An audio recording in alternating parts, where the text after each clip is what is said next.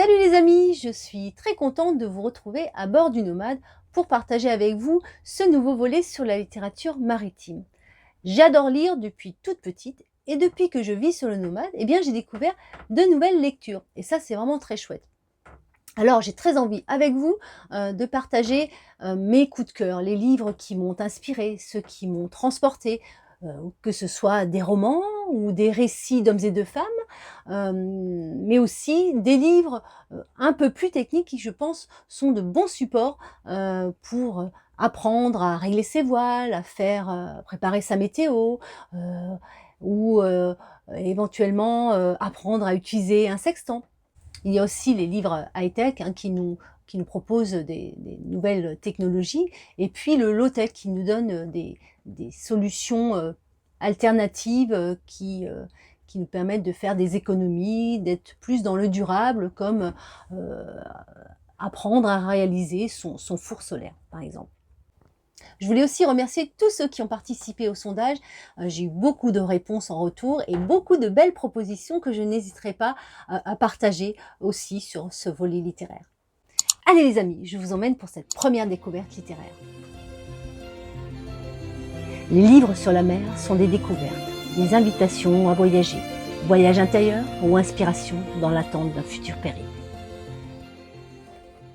Mars 1798. La France révolutionnaire est en guerre contre la plupart des monarchies d'Europe. Parmi ses ennemis, l'Angleterre et sa puissante Royal Navy sont le fer de lance de cette lutte sans merci qui s'éternise. Hélas, la jeune marine républicaine se consume sur les cendres de la défunte royale. La flotte française est à court de crédit et souffre d'une corruption généralisée. Allez les amis, je vous emmène dans les aventures du jeune lieutenant Gilles Belmont, officier de la marine française en temps de guerre contre l'Angleterre et bientôt promu capitaine dans ce super roman pour les 3 couleurs. Pour mener à bien sa mission qui va l'emmener aux Antilles, il va recruter l'équipage de la frégate L'Égalité dont il vient de recevoir le commandement. Il devra en assurer l'armement par des moyens, vous verrez, peu orthodoxes. Dans son voyage, à ses côtés, 2 charmantes passagères, dont Camille, la jeune tigresse, dont le convoyage risque de lui causer quelques soucis. Une aventure qui sent le sel, le goudron, les embruns. Waouh, j'avais l'odeur de la poudre, le bruit des canons. C'est une incroyable immersion dans l'atmosphère du temps de la marine à voile. C'est un roman à couper le souffle avec quelques très belles scènes de bataille navale épiques et grandioses.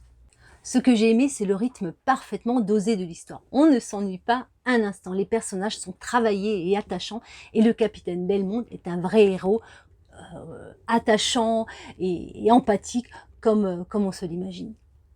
Alors comme vous voyez, c'est un pavé qui est quand même assez gros. Et puis à l'arrière, il y a un petit lexique avec les mots marins, les mots employés.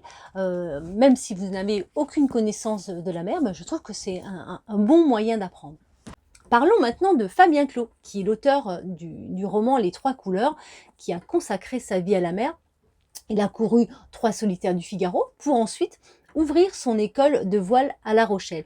On retrouve bien son sens marin à travers son roman. Enfin, ses romans, parce qu'il a écrit d'autres tomes que vous allez pouvoir découvrir aux éditions Paulsen. Le pirate de l'Indien, Le trésor des Américains, Capitaine de Bonaparte et Trafalgar la sanglante. Voilà les amis, cette première escale au cœur de la bibliothèque du Nomade est terminée. J'espère que cette première découverte vous donne envie de vous plonger dans cette histoire passionnante. J'aimerais maintenant faire appel aux libraires indépendants qui souhaitent nous accompagner dans ce nouveau volet sur la littérature maritime, car nous souhaitons rester fidèles à notre philosophie qui est de ne pas travailler avec des grandes plateformes comme Amazon et la Fnac. Alors n'hésitez pas à nous contacter. Voilà les amis, cette vidéo est terminée, j'espère qu'elle vous a plu. N'hésitez pas à laisser un pouce bleu et puis à vous abonner. Et puis je vous souhaite une bonne lecture et je vous dis à bientôt.